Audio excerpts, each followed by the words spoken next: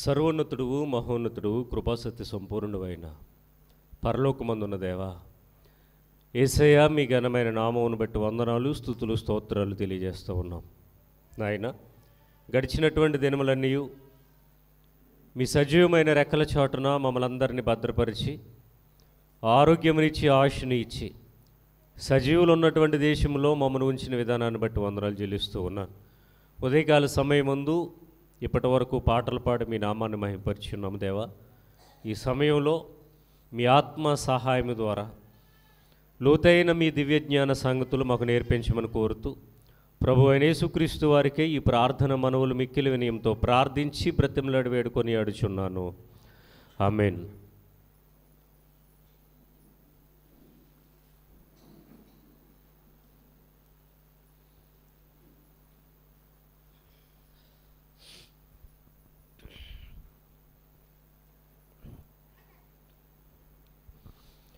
చేరి వచ్చిన దేవుని పిల్లలైన మీ అందరికీ మనందరి ప్రభువును లోకరక్షకుడైన యేసుక్రీస్తు వారి ఘనమైన నామమున నా యొక్క శుభములు వందనాలు తెలియజేస్తూ ఉన్నాను. దేవుడు మనలను ప్రేమించి సజీవుల లెక్కలలో ఉంచి ఆరోగ్యమునిచ్చి ఆయుష్ని ఇచ్చి ఆయన కృపలో మనల్ని నడిపిస్తూ క్షేమముగా ఉంచిన విధానాన్ని బట్టి మనందరి దేవుడును లోకరక్షకుడైన ప్రభు యేసుక్రీస్తు వారి ఘనమైన నామమునికే మహిమ కలుగునుగాక. ఆమేన్. మత్తయి సువార్త ధ్యానం 12వ అధ్యాయము 25 వచనాలు మనం ఆలోచన చేసాం. ఒకసారి 25 చదువుకునే ముందుకు వెళ్దాం. ఆయన వారి తలంపుల నెరిగి వారితో ఇట్లా నేను తనకు తానే విరోధముగా వేరుపడిన ప్రతి రాజ్యము పాడైపోవును, తనకు తానే విరోధముగా వేరుపడిన ఏ పట్టణమైనను ఏ ఇల్లైనను నిలువదు. ఇక్కడి వరకు మనం ఆలోచన చేసాం. మిగిలినటువంటి సందర్భాలు చదువుకుని రమ్మన్నాను అన్నానా? మత్తయి సువార్త ప్రారంభించినప్పటి నుండి కూడా నేను చెప్పేది అదే. మరి ఎంతమంది చదువుకుని వచ్చారు? మిగిలినటువంటి సందర్భం అంటే 26వ వచనం నుండి ఎంతమంది చదువుకుని వచ్చారు? సరే, ఈ వారం చదవలేదు కాబట్టి వచ్చే వారం అప్పచెప్పుకుంటాను. అంటే ఈ వారం ఎక్కడో చోట స్టాప్ చేస్తాంగా. మిగిలిన సందర్భాలు చదువుకుని రమ్మని చెప్పను, అప్పచెప్పించుకుంటారని చెప్తాను. అప్పుడేం చేయాలి? అప్పచెప్పాలంటే చదవాలి. బైబిల్ ప్రతిరోజు మనం ధ్యానించాలి. బైబిల్ ధ్యానించడం వలననే సత్యం అనేది బోధపడుతుంది. న్యూస్ పేపర్ రీడ్ చేసినట్టుగా మనం అలాగ పేజీలు తిప్పుకుంటూ హెడ్లైన్స్ చూసుకుంటూ బొమ్మలు చూసుకుంటూ అలా ఏదో చదువుకుంటూ వెళ్ళిపోతే ఏం రాదండి. బైబిల్ అర్థం కాదు. బైబిల్ని ధ్యానించమని దేవుని యొక్క వాక్యం సెలవిస్తూ ఉంది. రైట్, 26వ వచనం నుండి ఈ వారం మన ప్రయాణాన్ని మొదలు పెడదాం. సాతానును వెళ్ళగొట్టిన ఎడల తనకు తానే విరోధముగా వేరుపడును, అట్లయితే వాని రాజ్యం ఎలాగు నిలుచును? సాతానును వెళ్ళగొట్టిన ఎడల తనకు తానే విరోధముగా వేరుపడినట్లయితే వాని రాజ్యం ఎలాగూ నిలుస్తుంది అని చెప్తూ ఉన్నారు. అసలు సాతాను గురించి ప్రభు వారు ఎందుకు మాట్లాడుతున్నారు ఇక్కడ? వీళ్ళు ఏం చెప్పారు ముందు అసలు సరిపోద్ది. ఏం చెప్పారు? యేసుక్రీస్తు వారు చేస్తున్నటువంటి అద్భుతాలు, సూచక్రియలు, మహత్కార్యాలు ఇవి ఏ మనుషుడు కూడా చేయలేడు. ఏ మనుషుడు ఎన్నడూ కూడా చేయలేడు. ఇలాంటివన్నీ కూడా ఆయన చేసేసరికి, అంతకుముందే ఊచ చేయగలవాన్ని సమాజ మందిరంలో స్వస్థపరిచేసరికి, అంతకుముందే ఆయన ఎన్నో కార్యక్రమాలు చేసేసరికి ఈయనకు పేరు వచ్చేస్తుంది అన్నటువంటి అక్కసుతో ఆయన మీద నేరం మోపే ప్రయత్నం చేసి ఏమని చెప్తున్నారు? ఈయన్ని చూపించుప్పుడు వీడు దెయ్యాలు పట్టినోడు, వీడు సాతాను సంబంధి, వీడు అపవాది, వీడి మాటలు నమ్మకండి, వీడు చేసే పనులు అవి నిజాలు కాదు అని ప్రభు అయిన యేసు మీద వారు నిందలు వేస్తూ నేరాలు మోపుతూ ఆయనను ఒక చెడ్డ వ్యక్తిగా చిత్రీకరిస్తూ ఉన్నాడు.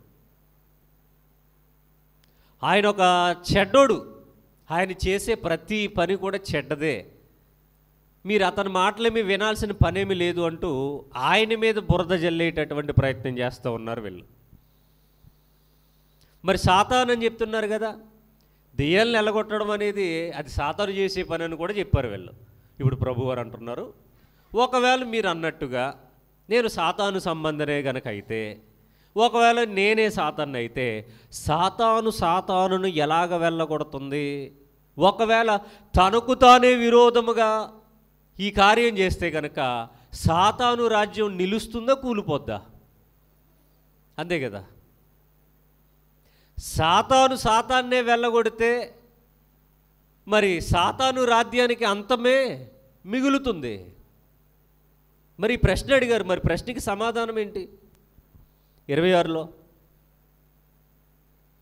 సాతానును వెళ్ళగొట్టిన ఎడల తనకు తానే విరోధముగా వేరుపడును, అట్లయితే వాని రాజ్యం ఎలాగూ నిలుచును? ఉంటుందా? ఉండదు కదా, కూలిపోతుంది కదా. రాజ్యం నిలబడాలంటే ఐకమత్యంగా ఉండాలి. ఉండాలా వద్దా? ఐకమత్యమే మహాబలం.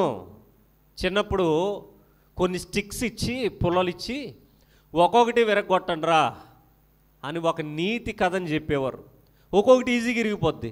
10 పుల్లలు ఇచ్చి ఒక బండెలు 10 పుల్లలు ఇచ్చి వీటిని విరగొట్టండి అంటే విరుగుతాయా? విరగవు. ఎందుకని? ఎక్కువ పుల్లలు ఉంటే ఎక్కువ బలంగా ఉంటుంది కనుక ఒకడు దాన్ని విరగొట్టడం అనేది అవదు. అదే సింగిల్ పీస్ కనుక ఇస్తే, ఒక పుల్ల మొక్క ఇస్తే ఇలా అంటి ఇరిగిపోద్ది. ఇది ఒక కథ రూపంలో చెప్పారు, ఐకమత్యమే మహాబలం అని. అలాగే అడవిలో ఉండేటటువంటి బలమైన మృగరాజు సింహాన్ని ఎదుర్కోవాలి అంటే అవి గుంపుల మీద దాడి చేసినప్పుడు గుంపునంతటి మీద అటాక్ చేయదు. అందులో ఒక బలహీనమైన దాన్ని ఎన్నుకొని దాని మీద దాడి చేసి, దాన్ని ఒంటరిదాన్ని చేసి, దాని మీద దాడి చేసి దాన్ని చంపుకొని తినే ప్రయత్నం చేస్తుంది. అవన్నీ కలిసి అది వచ్చే మార్గానికి ఇవి కూడా సిద్ధంగా ఉండి రెడీగా ఉండి దాంతో పోరాడడానికి అన్నీ గుంపుగా కలిసికట్టుగా ఉన్నాయనుకోండి, కాలు దూవుతూ నువ్వో నేనో తేల్చుకుందా రా అని కాలు దూవుతూ ఉన్నాయనుకోండి, అది వెనక్కి అడుగేస్తుంది. ఇవేం చేస్తాయి? అది ఎప్పుడైతే గాండ్రించిందో గర్జించిందో అడవిలో ఇవి ఎక్కడవక్కడ గెలాప్ అయిపోయే ప్రయత్నం చేస్తాయి. అప్పుడు దానికి వెంటనే స్ట్రైక్ అవుద్ది. ఇవి భయపడుతున్నాయి, వీటిని ఈజీగా పట్టుకోవచ్చు, వీటిని ఈజీగా దాడి చేయొచ్చు. అదే కనుక ఐకమత్యంగా ఉండి అన్నీ రెడీ, యుద్ధానికి సిద్ధమా అంటే సిద్ధం అని రెడీగా ఉన్నాయనుకోండి, ఇప్పుడు సింహం కూడా ఏం చేయాలి? వెనక్కి వేయవలసిందే అడుగులు. మొన్న మధ్య ఒక వీడియో వైరల్ అయింది, దున్నపోతులకి సింహానికి మధ్య ఒక పోరాటం. 2 ఏళ్ళు అవుతుందిలేండి. ఇప్పుడు ఏదైతే స్టోరీ చెప్పానో అలాగే అక్కడ అవన్నీ కూడా భయపడిపోకుండా స్ట్రైట్గా నిలవబడి ఇవి కూడా కాలు దువ్వుతూ ఉంటే సింహం వచ్చింది అటాక్ చేయడానికి. ఇవన్నీ కలిసి ఐకమత్యంగా దాని మీద పోరాటం చేసినప్పుడు అది వీటి చేతిలో దెబ్బలు తిని నలిగిపోయి గ్యాలప్ అయిపోయింది. ఇవన్నీ ఎందుకు చెప్తారు అంటే నీతి కథలో ఐకమత్యంగా ఉండాలి అని. ప్రభువారు కూడా ఏం చెప్తున్నారంటే, నాయన మీ లాజిక్ ఏదో బాగానే ఉంది, నన్ను ఏదో చెడు చేయాలని నా మీద ఏదో దుష్ప్రచారం చేస్తున్నారు మీరు. అయితే మీ లాజిక్ ప్రకారంగానే సాతాను ఒకవేళ సాతాన్ని గనక ఓడిస్తే విడిపిస్తే సాతానుకు విరోధముగానే వేరుపడితే వాని రాజ్యం ఎలాగూ నిలుచును? ఈ లాజిక్ ఆలోచించలేదు వీళ్ళు. ఆయన మీద కేవలం బురద జల్లేసే కార్యక్రమాన్నే వీళ్ళు అనుకున్నారు. కానీ మరి ఒకవేళ మనం ఇలాంటి తప్పుడు అభిప్రాయాన్ని ప్రజల్లోకి తీసుకుని వెళ్ళినప్పుడు మరి వాళ్ళకి కనుక అడిగితే ఆయన సాతాను అంటున్నారు కదా, సాతాన్ని ఎలా వదిలిస్తుందని వాళ్ళు అడిగితే మనం ఏం సమాధానం చెప్పాలన్నటువంటి ఆలోచన వీళ్ళకి రాలేదండి. తర్వాత నేను బయల్జెబూలు వలన దెయ్యములను వెళ్ళగొట్టుచున్న ఎడల మీ కుమారులు ఎవరి వలన వాటిని వెళ్ళగొట్టుచున్నారు? కాబట్టి వారే మీకు తీర్పరులయ్యుందురు.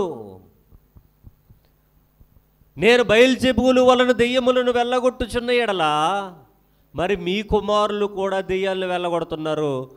మరి వాళ్ళు ఎవరి వలన వెళ్ళగొడుతున్నారు? మీ కుమారులే మీకు తీర్పు తీరుస్తారని చెప్తున్నారు. ఎవరి గురించి ఈ మాటలు? శిష్యుల గురించి. శిష్యులకి ఏం అధికారం ఇచ్చాడు ఆయన?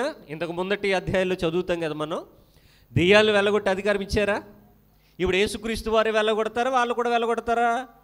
శిష్యులు కూడా వెళ్ళగొడతారు. ఈ శిష్యులు మరి వీళ్ళ సంతానమే కదా, ఇజ్రాయేలీల జనాంగమే కదా శిష్యులందరూ కూడా. అన్యజనులు ఎవరన్నా ఉన్నారా?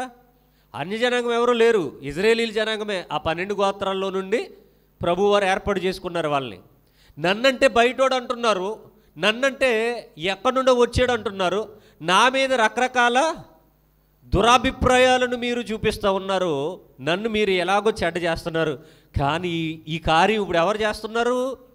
నేను ఒక్కడనే కాదు, మీ పిల్లలు కూడా చేస్తున్నారని అడుగుతున్నాడు ఆయన. మరి వాళ్ళ పిల్లలు ఎవరు? శిష్యులు, ప్రభువారి యొక్క శిష్యులు. మరి వీళ్ళు కూడా దెయ్యాలు వెళ్ళగొడుతున్నారు. మరి వీళ్ళు ఎలా వెళ్ళగొడుతున్నారు? వీళ్ళు కూడా బయల్జెబూలేనా? నన్నంటే సాతాన్ అన్నారు, మీ పిల్లలు కూడా సాతానేనా? అయితే మీ పిల్లలే ఒకానొక రోజున మీకు తీర్పు తీరుస్తారని చెప్తూ ఉన్నాడు ఆయన. ఆయన మాటలు మామూలుగా ఉండవండి. కాబట్టి వారే మీకు తీర్పరులయ్యుందురు. తీర్పు దినానా ప్రభువా నువ్వని మాకు తెలియదు, లేకపోతే ఎప్పుడో నమ్మేసుకుందామంటే ఇప్పుడు ఒక్కొక్కరు లేస్తారు. ఈ నోరుమోయ్, ఏంటి చెప్తున్నావు? కథ చెప్తున్నావేటి? ఆ రోజు ఆయన దెయ్యాలను వెళ్ళగొడితే ఏం చెప్పారో నువ్వు? ఈరోజు ఏంటి కథ చెప్తున్నావు? స్క్రీన్ మీద చూపించమంటావా? నువ్వేం మాట్లాడావో అని అడుగుతారట. యేసుక్రీస్తు వారు సీరియస్ అవ్వాల్సిన పనే లేదు. ఇప్పుడు శిష్యులే సీరియస్ అవుతారు. ఇక అలా ఉంది పరిస్థితి. మీ కుమారులు ఎవరి వలన వాటిని వెళ్ళగొట్టుచున్నారు, కాబట్టి వారే మీకు తీర్పరులయ్యుందురు. 28 దేవుని ఆత్మ వలన నేను దయ్యములను వెళ్ళగొట్టుచున్న ఎడల నిశ్చయముగా దేవుని రాజ్యము మీ యొద్దకు వచ్చి ఉన్నదే. మళ్ళీ చదవండి. దేవుని ఆత్మ వలన నేను దెయ్యములను వెళ్ళగొట్టుచున్న ఎడల నిశ్చయముగా దేవుని రాజ్యము మీ వద్దకు వచ్చి ఉన్నది.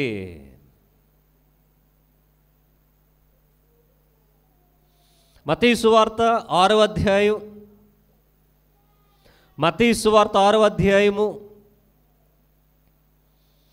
10వ వచనం. మత్తయి సువార్త 6వ అధ్యాయం 10వ వచనం.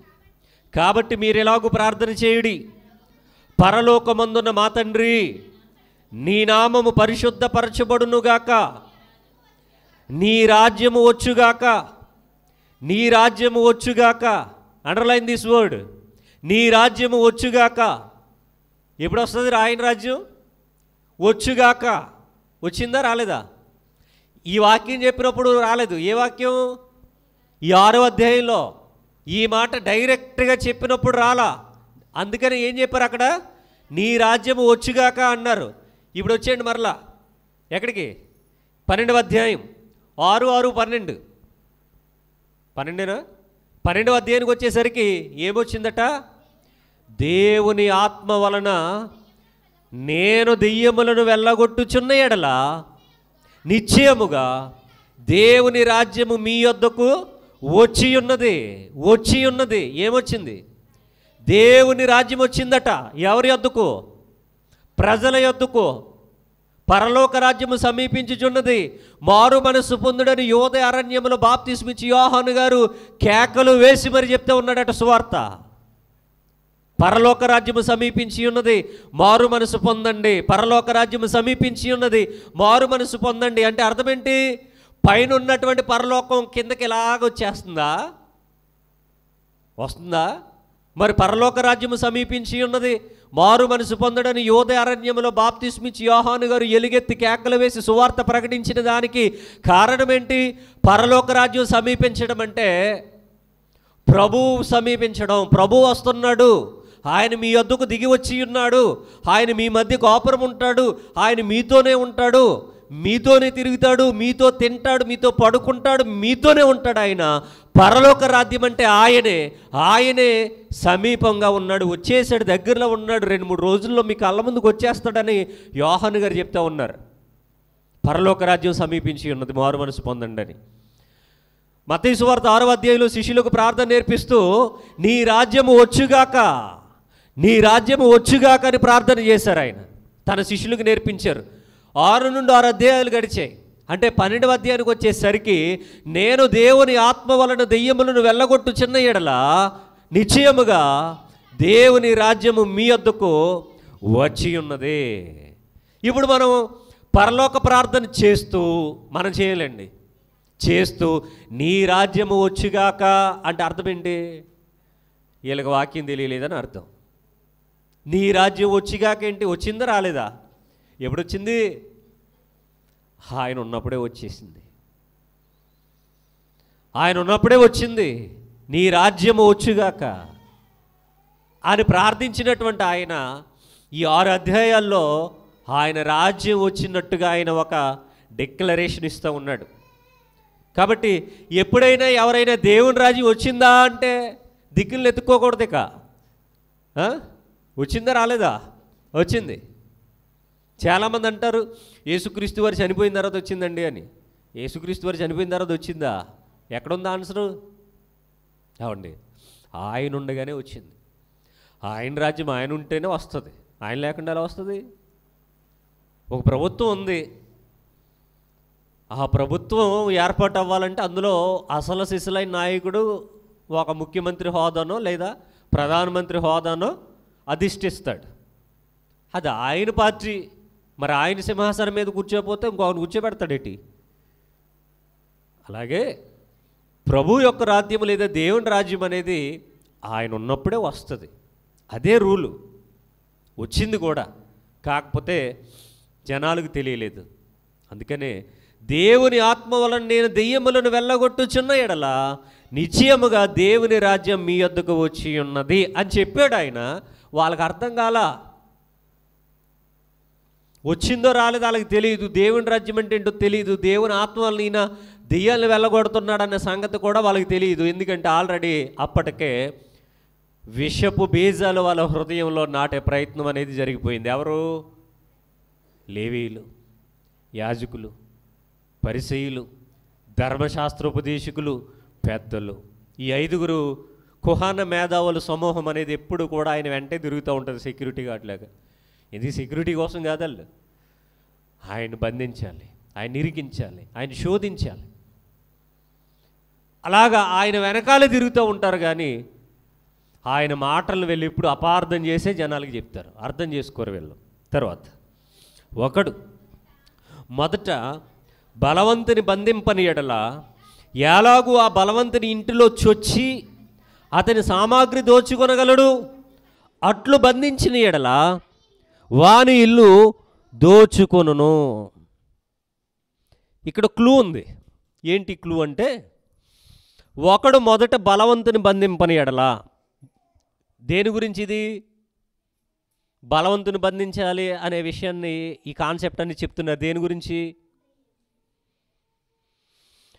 దొంగోడు గురించి చెప్తూ ఉన్నాడు, దొంగ గురించి చెప్తూ ఉన్నాడు. దొంగడు ఏం చేస్తాడట? ఇంట్లోకి వెళ్ళిన తర్వాత అందరూ పడుకుంటే, నిద్రపోతూ ఉంటే అందరూ లేచి నిలబడండి, నిద్రలో నుండి బయటికి రండి, అందరూ మేము దోచుకోవడానికి వచ్చాం కాబట్టి అందరూ మాకు సహకరించండి, అందరూ సైలెంట్గా ఉండండి, మొబైల్ ఫోన్లు పక్కన పెట్టండి, పోలీసులకి, అంబులెన్స్లకి, ఇలాంటి స్నేహితులకి, తెలిసిన వాళ్ళకి, తెలియని వాళ్ళకి ఎవరికి ఫోన్లు చేయకండి, ఇలాంటివి అని చెప్తారా? వాళ్ళు ఆ ఇంటిలోనికి వస్తే ఆ ఇంట్లో ఉన్న వారిని అందరినీ బంధించే ప్రయత్నం చేస్తారు, వాళ్ళను పట్టుకునే ప్రయత్నం చేస్తారు, వాళ్ళను కొట్టే ప్రయత్నం చేస్తారు, అవసరమైతే చంపుతారు కూడా. ఎందుకు? వాళ్ళ పని ఈజీగా అవ్వాలి అంటే వాళ్ళను బంధించాలి, చేతులు కాళ్ళు కట్టేయాలి, నోట్లో గుడ్లు కూరేయాలి, పాయిజన్ స్ప్రే చేసేయాలి, వాళ్ళు స్పృహ తప్పి పడిపోవాలి, లేకపోతే వాళ్ళను చంపేయాలి. అప్పుడే కదా వాళ్ళు వచ్చిన పని సక్రమంగా జరుగుతుంది. లేదా అందరినీ లేపారనుకోండి, వెళ్ళి ప్రతి తలుపు తట్టి, ప్రతి బెడ్రూము తట్టి, మీరు ఎవరెవరు ఉన్నారో బయటికి రండి, అందరూ అలా వరుసగా నిలబడండి, ఈ లోపల మేము చెప్పండి డాక్యుమెంట్లు ఎక్కడ పెట్టారో, బంగారం ఎక్కడుందో, ఏటీఎం పిన్ నెంబర్ చెప్పండి, మేము మనీ ట్రాన్స్ఫర్ చేసుకుంటాం, ఫోన్పే నెంబర్ చెప్పండి, గూగుల్ పేలు చెప్పండి, మాకు పంపించిన డబ్బులు అంటారా? ఇవన్నీ జరిగితే వీళ్ళు తొందరగా పట్టుబడిపోతారు. గనుక వీళ్ళు ఏం చేస్తారు? ఇప్పుడు ఆ ఇంటిలో ఉన్న వారిని బంధించాలి. బంధిస్తేనే వీళ్ళు అవన్నీ దోచుకోవడానికి అవకాశం ఉంటుంది. అదే చెప్తా ఉన్నారు ప్రభువారు. ఒకడు మొదట బలవంతుని బంధింపని ఎడల ఎలాగో ఆ బలవంతుని ఇంటిలో వచ్చి అతని సామాగ్రి దోచుకొనగలడు, అట్లు బంధించిన ఎడల వాని ఇల్లు దోచుకొనును. అంటే బంధించాలి. మరి ఈ విషయాన్ని ఎందుకు చెప్తున్నాడు? 30వ వచనం, నా పక్షమున నుండని వాడు నాకు విరోధి, నాతో కలిసి సమకూర్చని వాడు చెదరగొట్టువాడు. నా పక్షమున నుండని వాడు నాకు విరోధి. మనది ఎవరి పార్టీ అట? ఎవరి పార్టీ? యేసుక్రీస్తు వారి పార్టీయేనా? నిజమేనా? యేసుక్రీస్తు వారికి ఈ లోకంలో ఉన్నటువంటి ప్రజానాయకులకి ఓట్ల ఎలక్షన్ పెట్టామనుకోండి,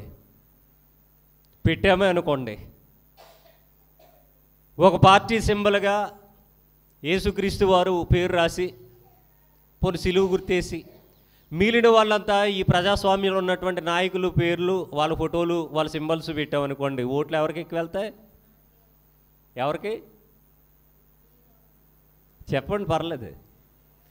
ఈ లోకంలో ఉన్న వారి వైపుకే ఓట్లు వెళ్తాయి. ఎందుకనో తెలుసా? ఈ లోకంలో ఉన్నటువంటి వారంతా బిర్యానీ ప్యాకెట్లు ఇస్తారు, మందు బాటిల్ ఇస్తారు, బీర్ ఇస్తారు, ట్రావెలింగ్ అలవెన్స్లు ఇస్తారు, బోల్డ్ అని ఇస్తారు. మరి ప్రభువారు ఏమిస్తారు? నేను ఇవేమీ ఇవ్వను, మీరు నాకు ఓటేయండి, నేను మీకు పరలోకం ఇస్తాను అంటాడు. అదెవడికి కావాలి? వెంటనే వచ్చే డైలాగ్ ఏంటి తెలుసా? అదెవడికి కావాలి? మాకు మా భవిష్యత్తు వద్దు, మాకు ఇప్పుడు ఇవే కావాలి. అలాగా ఇక్కడ వాక్యం కూడా, నా పక్షమున నుండని వాడు నాకు విరోధి, నా పక్షమున నుండని వాడు నాకు విరోధి. ఎవరి పక్షంగా ఉండాలట? మరి మనం ఎవరి పక్షం? తండ్రి పక్షమా? కుమారుని పక్షమా? పరిశుద్ధాత్మ పక్షమా? పక్షం అంటే పార్టీ అని అర్థం. ఎవరి పార్టీ? నా పక్షమున నుండని వాడు నాకు విరోధి అని చెప్తా ఉన్నారు. మీదే పార్టీ? నిన్నే తేలిపోయింది పార్టీలు గొడవ, మామూలుగా లేదు. మళ్ళీ ఇంకో పేరు చెప్పట్లేదు. యేసుక్రీస్తు అంటున్నారు అంతే, ఇష్టమైనా లేకపోయినా ఇంక అదే చెప్తారు, అదే చెప్పాలి కూడా. ఒకవేళ ఇప్పుడు ఇబ్బందిగా ఉన్నా తర్వాత ఆయన ఇష్టమవుతాడండి. అంటే నా పక్షమును నుండని వాడు నాకు విరోధి అంటే మనం ఎవరి పక్షంగా ఉండాలి? ప్రభు అయిన యేసుక్రీస్తు వారి పక్షంగా ఉండాలి. అలాగ లేకపోతే మనం దేవునికి విరోధులం అయిపోతామండి. దేవుడు అంటే యేసుక్రీస్తుని అర్థం. నాతో కలిసి సమకూర్చని వాడు చెదరగొట్టువాడు. ఆయనతో కలిసి మనం ఏం చేయాలట?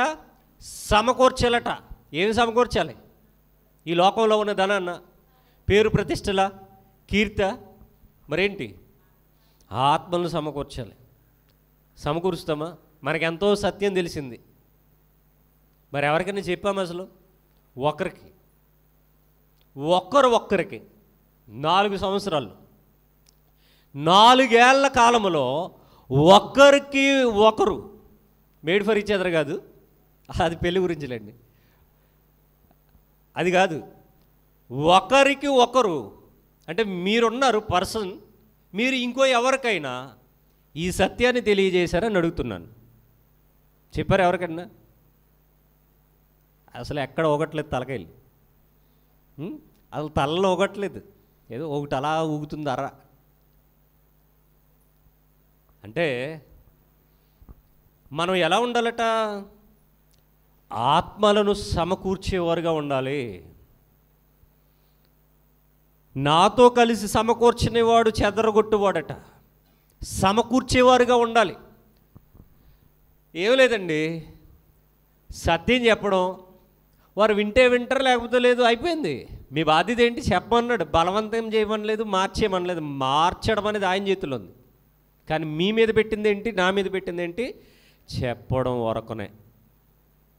మార్చే కార్యక్రమాలు చేయొద్దు, మార్చొద్దు ఎవరిని. అసలు మార్చడం అనేది మన పని కాదు, మన బాధ్యత కాదు. సువార్త చెప్పమన్నాడు, మతం మార్చమన్నాడు ఆయన. సువార్త చెప్పమన్నాడు, మతాలు మార్చమనలేదు. వాళ్ళు ఎందులో దిగితే మనకేంటి, అలా వదిలేయండి. కానీ ఏం చెప్పాలట, మనం సువార్త చెప్పాలి. సువార్త చెప్పడం వరకనే మన బాధ్యత. ఆడు మారతాడా మారడా, ఆడు దేవుని వైపు ఆకర్షింపబడడా, దేవునికి దూరస్తుడిగా ఉంటాడా, దేవునికి విరోధిగా ఉంటాడా అనేది అది ఆయన చూసుకుంటాడు. అది మన పని కాదు. మన పని ఏంటి? సువార్త చెప్పడం. యేసుక్రీస్తు నిజమైన దేవుడు, నిన్ను నన్ను రక్షించడానికి వచ్చినటువంటి వాడు, రుజువులు కలిగినటువంటి వాడు. ఆయన నమ్ము, నీ పాపాలు విడిచిపెట్టుకో, మారు మనసు పొందుకో, రక్షణలోనికి రా అని చెప్పి, ఇందులో బలవంతం ఏమీ లేదు అని కూడా చెప్పండి. ఇందులో బలవంతం ఏమీ లేదు, నీ ఇష్టం, నువ్వు ఆలోచించుకో. అయిపోయింది మనం చెప్పేటటువంటి సువార్త. అంతే చెప్పన్నాడు ఆయన. దీనికి రెఫరెన్స్లు, బట్టి పట్టడాలు, బైబిల్ పట్టుకు తిరగడాలు ఇవేం అక్కర్లా. నోటి మాట చాలు. మేం చేసే సువార్త ఏంటి తెలుసా? అసలు నోటితో కూడా చెప్పం. మాది ఇంకా వెరైటీ. ఆ రోడ్డు మీద అలాగ మౌనంగా ప్లకార్డులు పట్టుకుని నిలబడతాం అంతే. నోటితో కూడా చెప్పం. ఎందుకంటే దేవుని సువార్త వాడు ఒప్పుకోవాలి నోడుతో. యేసుక్రీస్తు నిజమైన దేవుడు అని ఆడు చదువుకున్నాడంటే ఆడు సీన్ సితార అయిపోయినట్టే. చదవడా? చదువురాలు ఎవరున్నారు చెప్పండి? ఈ రోజున అందరూ చదువుతారు. ఒకడు వచ్చి వెరైటీగా మమ్మల్ని కింద నుంచి పై వాకర చూసి, ఏంటిది, ఎందుకు కట్టుకున్నావు, ఏమి రాసావు అంటే ఒకసారి చదువు అంటాం అంతే. ఇంకేమని వాడుతావు? చదివేస్తాడు. చదివేసిన తర్వాత ఏయో 4 ప్రశ్నలు అడుగుతాడు, వెళ్ళిపోతాడు. చదివాడుగా చాలా, అంతే, అయిపోయింది ఆడి పని. నువ్వు చదవడమే మాకు కావాలి, అదే మా జీవితాలకి ధన్యత, అంతే. ఆడు పిహెచ్డీలు ఏం చేయక్కర్లేదు, జస్ట్ యేసుక్రీస్తు నిజమైన దేవుడా అని వెళ్ళిపోతే చాలు, ఇంకేం అక్కర్లేదు. ఆడు క్వశ్చన్ మార్క్ పెడతాడో, ఆశ్చర్యార్థకం పెడతాడో, 2 బూతులు తగిలిస్తాడో, ఇంకేమంటాడో వాడిష్టం. ఆడు అలా చదవడమే కావాలి మాకు. ఓహో, ఒక్కొక్కడు వంకర చూపులు చూస్తాడు. వంకర చూపులు చూసినోడు కూడా చదువుతాడు పైది ఏముందని.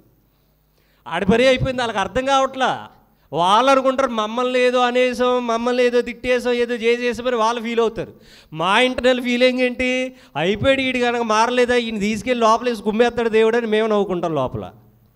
అవన్నీ స్వార్థకు వస్తే బోల్డర్ అనుభవాలు మూట కట్టుకోవచ్చండి.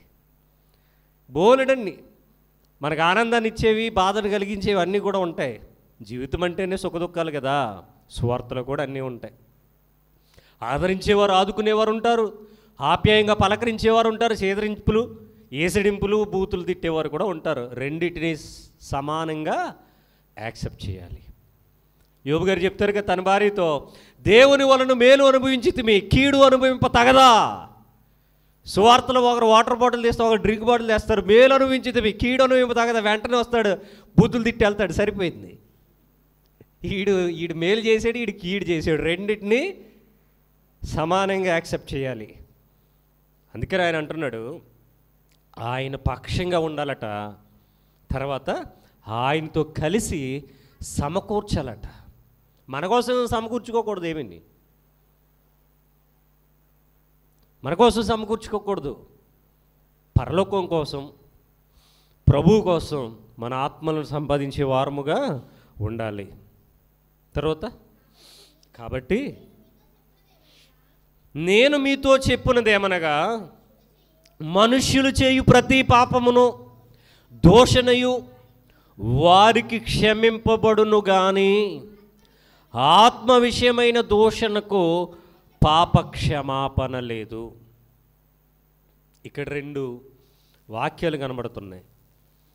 క్షమాపణ కలిగినటువంటి ఒక పాపం ఉంది, క్షమాపణ లేనటువంటి మరో పాపం కూడా ఉంది. ఏంటి ఇవి రెండును? కాబట్టి నేను మీతో చెప్పినదేమనగా, అంటే యేసు వారు చెప్తా ఉన్నారు ఏమన్నట, మనుష్యులు చేయు ప్రతి పాపం దోషణ వారికి క్షమింపబడును అంటున్నాడని. మనుషులు చేసే పాపము కానీ దోషణ కానీ ఏమవుతుందట? క్షమింపబడుతుందట. మనుషులు పాపాలు చేస్తారా? బోల్డ్ పాపాలు చేస్తారుగా. ఇవన్నీ కూడా క్షమింపబడతాయి అని చెప్పారు. అసలు పాపం అంటే ఏంటి? ఆజ్ఞాతిక్రమం పాపం అనేది మనది కాదు, అది అపవాదికి సంబంధించింది. ఆజ్ఞాతిక్రమం పాపం మంది కాదు. దురాశ గర్భము ధరించి పాపము కనుక పాపం పరిపక్వై మరణమును కొనును మంది కాదు, అది అపవాదికి సంబంధించింది. ఆజ్ఞాతిక్రమం పాపం అనేది మంది కాదు, అపవాదికి సంబంధించింది. అది భూలోకానికి సంబంధించింది కాదు. అసలు పాపం అంటే ఏంటి? దేవునిగా అంగీకరించకపోవడం పాపం. నీ బాల్య దినముల నుండి నీ వృద్ధాప్యము వరకు నువ్వు దేవుణ్ణి ఎరుగక, నమ్మక, అంగీకరించక పాపిగా ఉన్నావు. ఈ శరీరము కూడా దేవునికి విరుద్ధమైన కార్యాలు చేస్తూ దేవునికి దూరస్తుడిగా ఉన్నావు. ఇవి అంటే శరీరంతో చేసేవి అది పాపాలుగా పరిగణింపబడవు, తప్పులుగా పరిగణింపబడతాయి. కాబట్టే క్షమింపబడతాయి. పాపాలుగా పరిగణింపబడితే క్షమాపణ లేదు. తప్పులుగా పరిగణనలోనికి దేవుడు తీసుకుంటేనే క్షమాపణ ఉంటుంది. అంటే బైబిల్లో పాపమని రాసిన ప్రతి చోట అక్కడ పాపము అని కాదు, తప్పులు అని మనం అర్థం చేసుకోవాలి. మనుషులు చేసే తప్పులు అవన్నిటికీ క్షమాపణ ఉంటుంది. కానీ దేనికి ఉండదట క్షమాపణ? ఆత్మ విషయమైన దోషణకు పాప క్షమాపణ లేదు. అంటే ఆత్మ విషయమైన దోషనే పాపమట. ఆత్మ విషయమైన పాపమే లేదా దోషనే పాపమట. ఆ పాపానికి క్షమాపణ లేదట. ఆత్మ విషయమైన దోషణ అంటే ఏంటి? అది దైవికమైనది. ఇప్పుడు యేసువారు దెయ్యాలను వదిలించారు. ఆ కార్యక్రమాన్ని ఏమన్నాడు ఆయన? దేవుని ఆత్మ వలన దెయ్యాలను వదిలిస్తున్నాను అన్నాడు. దేవుని ఆత్మ వలన దెయ్యాలను వదిలిస్తున్నాను అన్నాడు ఆయన. ఇక్కడ ఆత్మ విషయమైన దోషణ అంటే దేవునికి సంబంధించిన, దేవుడు ఏమై ఉన్నాడు? ఆత్మై ఉన్నాడు కదా. ఆత్మ విషయమైన దోషణ అంటే దేవునికి సంబంధించిన భక్తి విషయంలో దేవుని దేవుడు కాదని, ఇద్దరు ముగ్గురు దేవుళ్ళని, యేసు దేవుడు కాదని, యేసు చిన్న దేవుడని, యేసు నరుడు మాత్రమేనని, యేసు దేవదూతని, ఇలాగ రకరకాల అభిప్రాయాలు కలిగినటువంటి వారికి ఏం లేదట? పాపక్షమాపణ లేదు. అంటే ఈరోజు యేసు దేవుడు కాదన్న ప్రతి ఒక్కరికి కూడా ఏం లేదు? యేసు ముగ్గురు దేవులలో ఒక దేవుడు అనే వారికి ఏం లేదు? పాపక్షమాపణ లేదు. యేసుక్రీస్తు దేవుడు కాదన్న వాళ్ళకి ఏం లేదు? పాపక్షమాపణ లేదు. యేసుక్రీస్తు చిన్న దేవుడు అనే వారికి ఏం లేదు? పాపక్షమాపణ లేదు. నిన్న చెప్పుకున్నట్టుగా యేసును ఆరాధించుడు, యెహోవాను ఆరాధిస్తాను అన్నా సరే ఏం లేదో తెలుసా? పాపక్షమాపణ లేదు. ఆత్మ విషయమైన దోషణ అంటే ఆత్మ అనగా దేవుడని, దేవుణ్ణి దేవుడు కాదనడమే దోషణ అని, అదే పాపము అని, ఆ పాపానికి క్షమాపణ లేదు అని మనం అర్థం చేసుకోవాలి ప్రియమైన దేవుని వర్లారా. అండ్ నెక్స్ట్, మనుష్య కుమారునికి విరోధముగా మాట్లాడు వారికి పాప క్షమాపణ కలదు. మరలా అన్నాడు గాని అన్నాడు. మరలా చదువుదాం ఒకసారి. మనుష్య కుమారునికి విరోధముగా మాట్లాడు వానికి పాప క్షమాపణ కలదు. అయితే తిట్టండి. ఇప్పుడు మనుష్య కుమారునికి విరోధముగా మాట్లాడు వానికి ఏముందట? పాపక్షమాపణ ఉందా లేదా? ఉంది. మనిషి కుమారుడు ఎవరు? మనిషి కుమారుడు ఎవరు? చెప్పండి గట్టిగా. టిఫిన్ చేశారా? మనిషి కుమారుడు అంటే ఎవరండి? యేసుక్రీస్తు వారు. అంటే యేసుక్రీస్తు వారికి విరోధముగా మాటలాడితే వారికి ఏముందట? పాపాలకు క్షమాపణ ఉందట. ఉందా? చెప్పాలి. ఉంది. కాబట్టే ఈరోజు అనేక మంది ఆయన మీద బురద చల్లుతూ ఉన్నా బ్రతికే ఉన్నారు. బ్రతికే ఉన్నారా? అలాగనే ఉందని ఏం ప్రయత్నాలు చేయకండి. కిందకి వెళ్ళిన తర్వాత మొత్తం చెమటలు పడతాయి.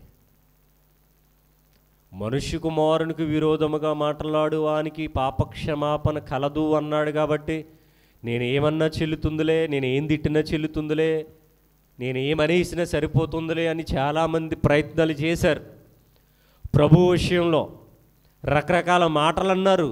ప్రభు విషయంలో ఇప్పటికీ కూడా అనేక మంది మతోన్మాదులు ప్రభు విషయంలో రకరకాల మాటలు, రకరకాల షార్ట్ ఫిల్మ్స్, నావెల్స్, స్టోరీస్, ఇలాగ రకరకాల కల్పించినటువంటి ఎన్నో క్రియేట్ చేస్తూ ఉన్నారు.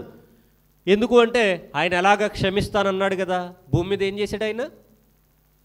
మొదటి రాకడలో ఏం చేశాడు? గొర్రె పిల్ల వలె మౌనముగా సాధు స్వభావంతో ఈ లోకానికి వచ్చి మనుషులు చేస్తున్నటువంటి పాపాలను, వారు మాట్లాడినటువంటి మాటలను, వాళ్ళు కొడితే భరించాడు, తిడితే సహించాడు, ఇబ్బంది పెడితే ఇబ్బందులు భరించాడు. వాళ్ళు ఎలాంటి ఇబ్బందులకు గురి చేసినా ఆయన మౌనంగానే ఉన్నాడు, కానీ వారి యొక్క చావు కోరుకోలేదు. ప్రత్యక్షంగా ఉన్నవాళ్ళు ఇబ్బంది పెట్టారు, పరోక్షంగా ఉన్నవారు కూడా ఇబ్బంది పెట్టారు. ఎవరు ఎన్ని రకాలుగా ప్రభువుని ఇబ్బంది పెట్టినా ఆయన క్షమించాడే కానీ ఏం చేయలేదు. మీకు క్షమాపణ లేదన్నాడా? తండ్రి వీరేమి చేయుచున్నారో వీరెరుగరు గనుక వీరిని క్షమించుడి అన్నాడు. అంటే మనుష్య కుమారునికి వ్యతిరేకముగా మాట్లాడారా, దూషణ చేశారా, తిట్టారా, అవమానించారా, కొట్టారా, బాధ పెట్టారా, ఎన్ని చేసినా సరే ఆయన ఏం చేశాడట? క్షమించాడు. నేటికి క్షమిస్తూనే ఉన్నాడు. కానీ తర్వాత ఉందిగా, పరిశుద్ధాత్మకు విరోధముగా మాట్లాడు వానికి ఈ యుగమందైనను రాబో యుగమందైనను పాప క్షమాపణ లేదు. కాబట్టి ఇప్పుడు మనం ఎవరికి వ్యతిరేకంగా మాట్లాడకూడదు? పరిశుద్ధాత్మకు వ్యతిరేకంగా మాట్లాడకూడదు. కాబట్టి ఇప్పుడు ఎవరు పరిశుద్ధాత్మని పదాన్నే ఎత్తరిక కదా. ఎందుకని? భయం. పరిశుద్ధాత్మ ఉందంటే ఉందని చెప్పరు, లేదంటే లేదని చెప్పరు, తెలుసు అంటే తెలుసు అని చెప్పరు, తెలియదంటే తెలియదు అని చెప్పరు. అసలు పరిశుద్ధాత్మ అంటేనే బిగిసిపోయి కూర్చుంటారు. ఎందుకని? ఏమో ఒకవేళ నేను పొరపాటున ఏదైనా తప్పు గనక మాట్లాడుంటే పరిశుద్ధాత్మకు విరోధముగా మాట్లాడు వానికి ఈ యుగమందైనను అంటే బ్రతుకున్నప్పుడు, రాబో యుగమందైనను అంటే చచ్చిపోయిన తర్వాత పాప క్షమాపణ లేదు కాబట్టి నాకు ఎందుకు వచ్చిన గొడవ అనుకుంటున్నారు. ఇప్పుడు సీక్రెట్ రివీల్ చేస్తున్నాను. పరిశుద్ధాత్మ ఎవరు? యేసుక్రీస్తు కాదా? మరి పరిశుద్ధాత్మకు విరోధంగా మాట్లాడితే ఈ యుగమందైనను రాబో యుగమందైనను పాపక్షమాపణ లేదని చెప్పినటువంటి ఆయనే కదా పరిశుద్ధాత్మ. మరి ఇప్పుడు యేసుక్రీస్తు వారికి విరోధంగా మాట్లాడితే పాపక్షమాపణ ఉన్నదా? ఉందా? లేదు. యేసుక్రీస్తు వారికి విరోధంగా మాట్లాడినా నీకేం లేదు, పాపక్షమాపణ లేదు. ఉందనుకుంటున్నారు అంతే. ఎక్కడుంది? ఈ భూమి మీద ఇష్టానుసారంగా నోరు పారేసుకుని యేసుక్రీస్తు వారి విషయంలో మాట్లాడండి. చచ్చిపోయిన తర్వాత పరలోకం ఇస్తాడేటి? క్షమించేసి ఇస్తాడా? ఎవడు? మరదేటి క్షమిస్తానన్నాడుగా. క్షమాపణ ఉందన్నాడా? ఏమని? మనుష్య కుమారునికి విరోధముగా మాట్లాడు వానికి పాపక్షమాపణ కలదు అన్నాడుగా. కాబట్టి ఇప్పుడు బ్రతుకున్నంతకాలం ఆయన మీద స్టోరీలు రాయండి, పుస్తకాలు రాయండి, షార్ట్ ఫిల్ములు తీయండి, అబద్ధాలు ప్రచారం చేయండి, నానబూతులు మాట్లాడండి ఆయన మీద. చచ్చిపోయిన తర్వాత నిన్ను ప్రేమించి నిన్ను కౌగులించుకుని నీ పాపం క్షమించి పరలోకం ఇస్తాడా? తోలు ఒలిచి కూర్చోబెడతాడు లోపల. క్షమాపణ అంటూ ఏమీ లేదు. మరి అలా ఎందుకు చెప్పాడండి? అది ఆయన బ్రతుకున్నప్పుడు అని అర్థం. ఇప్పుడు కాదు, ఆయన అప్పుడు బ్రతుకున్నప్పుడు. ఎందుకని తెలుసా? ఆయన వాళ్ళందరి మనోనేత్రాలు మూసేశాడు కనుక వాళ్ళకు తెలియక ఒక మాటను ఆయన క్షమిస్తాడు. సిలువలో క్షమించాడు కూడా. వారు తెలియక ఆయన గెడ్డం పట్టుకున్నారు, వారికి తెలియక జుట్టు పట్టుకున్నారు, వారికి ఆయన ఎవరో తెలియక బట్టలు చింపారు, ఆయన ఎవరో తెలియక ఉమ్మలూసారు, ఆయన ఎవరో తెలియక పిడుగుద్దులు గుద్దారు. ఆయన ఎవరో తెలిసి ఉంటే జీవాధిపతిని సిలువ వేయకయుందురు, మహిమాస్వరూపియగు దేవుడిని సిలువ వేయకయుందురు. ఆయన ఎవరో తెలిసే వాళ్ళకి తెలియదు. తెలియకుండా ఏమైంది వాళ్ళకి? మనోనేత్రాలు మూయబడ్డాయి. మనోనేత్రాలు ఎలాగో మూయబడ్డాయి? ఆయన మూసేశాడు కనుక ఇప్పుడు లేవీయులు తిరగబడతారు, యాజకులు తిరగబడతారు, పరిసయ్యులు తిరగబడతారు, పెద్దలు తిరగబడతారు, శాస్త్రులు తిరగబడతారు, ధర్మశాస్త్రోపదేశకులు తిరగబడతారు. వీళ్ళందరినీ కూడా నేను క్షమిస్తానన్నాడు. ఎందుకని? వాళ్ళకు నేనెవరో తెలియదు కాబట్టి. ఇప్పుడు మనిషి కుమారునికి వ్యతిరేకంగా వీళ్ళు మాట్లాడుతున్నారు. అయినా సరే ధర్మశాస్త్ర ప్రకారంగా వాళ్ళ బిహేవియర్ 100% రైట్. అది తప్పు అని చెప్పడానికి లేదు. దేవుడు రక్తమాంసాలు ధరించి ఉండడు, దేవుడు మానవ రూపంలో భూమి మీద ఉండడు. అది వాళ్ళకి తెలిసినటువంటి సత్యం. గనుక పరలోకంలో దేవుడు ఉన్నాడు, ఆయనే మాకు సమస్తము. నువ్వు భూమి మీదకి వచ్చి నేను దైవ కుమారుని అంటున్నావంటే, దైవ కుమారుడు అంటే దేవుడు అని అర్థం. మాకు దేవుడు ఉన్నాడు, నువ్వెవరు అయ్యా దేవుడు అని చెప్పుకుంటున్నావు, కాబట్టి నువ్వు దేవదూషణ చేస్తున్నావు, కాబట్టి నిన్ను చంపేయాలి అనుకున్నారు వాళ్ళు. నీవు మాలంటోడవే కదా, యోధ గోత్రంలో పుట్టావు, యోసేపు గారు మీ తండ్రి గారు, మరియ గారు మీ తల్లి గారు, నీ తర్వాత నీకు చెల్లెళ్ళు తమ్ముళ్ళు ఉన్నారన్నట్టుగా వాళ్ళు అనేక మంది అక్కడ ప్రచారం చేశారు. అంటే నీకు తల్లిదండ్రులు ఉన్నారు, నీకు చిన్నమ్మలు పెద్దమ్మలు చిన్నాన్నలు పెదనాన్నలు ఉన్నారు, రక్త సంబంధికులు ఉన్నారు, చుట్టపట్టాలు ఉన్నారు. నీవు మాలంటోడువే, వడ్లవాని కుమారుడువు, నీవు మనిషివై ఉండి ఏమని చెప్పుకుంటున్నావు? దేవుని కుమారుని చెప్పుకుంటున్నావు కాబట్టి నిన్ను సిలువేస్తాను, నిన్ను చంపుతామన్నారు తప్ప వాళ్ళకి ఆయన మీదకి వేరే ఒపీనియన్ లేదు. వాళ్ళకు తెలియదు ఆయన ఎవరో, తెలియదు కనుక మనిషి కుమారునికి వ్యతిరేకంగా మాట్లాడుతున్నారు వాళ్ళు. కాబట్టి ఇప్పుడు ఆయన అంటున్నారు, మనిషి కుమారునికి విరోధముగా మాట్లాడువానికి పాప క్షమాపణ కలదు. నేను దైవ కుమారుని అని ఆయన చెప్పుకున్నాడు, నువ్వు దైవ కుమారుడు కాదన్నారు వెళ్ళొచ్చి. అయినా సరే నీకేముంది? పాప క్షమాపణ ఉంది. ఎందుకంటే నేను ఎవరో నీకు తెలియదు. ఎందుకు తెలియలేదంటే నేనే నీ కళ్ళు మూసేశాను కనుక. కాబట్టి నువ్వు ఇప్పుడు ఏమన్నా సరే నీకేముంది? పాప క్షమాపణ ఉంది. కాబట్టి తండ్రి, వీరేమి చేయుచున్నారు వీరు ఎరుగరు కనుక వీరిని క్షమించండి అన్నారు. ఎందుకు అంటే వాళ్ళకి తెలియదు కాబట్టి. తర్వాత ఇప్పుడు మనకు అర్థమైంది, యేసుక్రీస్తు వారే పరిశుద్ధాత్మ అని. పరిశుద్ధాత్మని ఇప్పుడు ఎంత తెలిసినా మరలా ముగ్గురు దేవుళ్ళు అన్నాం అనుకోండి, మరి పరిశుద్ధాత్మకు విరోధంగా పాపం కాదా ఇది? ఇద్దరు ముగ్గురు దేవుళ్ళు అండో, యేసు దేవుడు కాదండో, ఇదంతా మరి పరిశుద్ధాత్మకు విరోధంగా పాపం చేయటం కదా? ఇలా ఎవరైతే పాపం చేస్తారో ఈ యుగమందైనను రాబో యుగమందైన పాపక్షమాపణ లేదు. పోనీ ఈ యుగంలో పరిశుద్ధాత్మ కూడా వద్దులేండి, యేసు నాకు నచ్చలేదు కాబట్టి ఏదో అందామని అయితే అన్న ప్రయత్నం చేసాడు అనుకోండి, చనిపోయిన తర్వాత ఏమైనా క్షమాపణ అనేది ఉంటుందా? అంటే అసలు ఈ రోజుల్లో యేసుక్రీస్తు మీద పన్నెత్తి ఒక్క మాట మాట్లాడినా నీ జీవితం నరకమే. యేసుక్రీస్తు వారి గురించి ఒక్క మాట మాట్లాడడానికి నీకు రైట్ లేదు. అది యేసుక్రీస్తుని మాట్లాడినా పరిశుద్ధాత్మని మాట్లాడినా నీవు మాట్లాడడానికి నీకు రైట్ లేదు. ఈ రెండు సందర్భాల్లో కూడా ఈ యుగమందైనను రాబో యుగమందైనను పాప క్షమాపణ లేదు. కాబట్టి ఇప్పుడు యేసుక్రీస్తుకు వ్యతిరేకంగా మనం మాట్లాడొచ్చా? మరి యేసుక్రీస్తు దేవుడు కాదంటే అది యేసుక్రీస్తు వారికి వ్యతిరేకంగా మాట్లాడటమా కాదా? మాట్లాడటమే. అలాంటి వాళ్ళు ఎంతమంది లేరు? బోలెడు మంది ఉన్నారు. కనుక ఈ వాక్యం 32 వరకు టిక్ పెట్టుకోండి. 33 నుంచి వచ్చే వారాన్ని మనం మాట్లాడుకుందాం. శ్రద్ధగా విన్నటువంటి మీ అందరికీ ప్రభువైన యేసుక్రీస్తు వారి ఘనమైన నామమున నా యొక్క వందనాలు తెలియజేస్తూ ఉన్నాను. వచ్చే వారానికి ఏం చేయాలి? ఏమో చదువుకుని వస్తారో, అడిగితే చూడకుండా చెప్తారో చూద్దాం. ప్రార్థన చేసుకుందాం.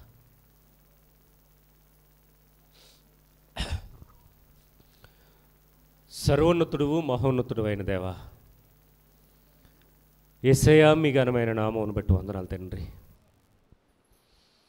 ఎన్నో లోతైన విషయాలు, మర్మయుక్తంగా వ్రాయబడినటువంటి సత్యాలు మేము వెలికి తీయడానికి, సత్యాన్ని గ్రహించడానికి మీరు కృప చూపరందరం బట్టి వందనాలు. విత్తబడినటువంటి వాక్యాన్ని దుష్టుడు చెత్తుకుని పోకుండా మా హృదయాల్లో భద్రం చేసుకుని మొలిచి చిగురించి అభివృద్ధిలోనికి రావడానికి మీరే సహాయం చేయండి. వాక్యానుసారమైన భక్తి జీవితాలు మాకు దయచేయమని కోరుతూ యేసుక్రీస్తు వారికి ఈ ప్రార్థన మనవులు మిక్కిలి వినయంతో ప్రార్థించి బ్రతిమలాడి వేడుకొని ఆడుచున్నాను. ఆమేన్.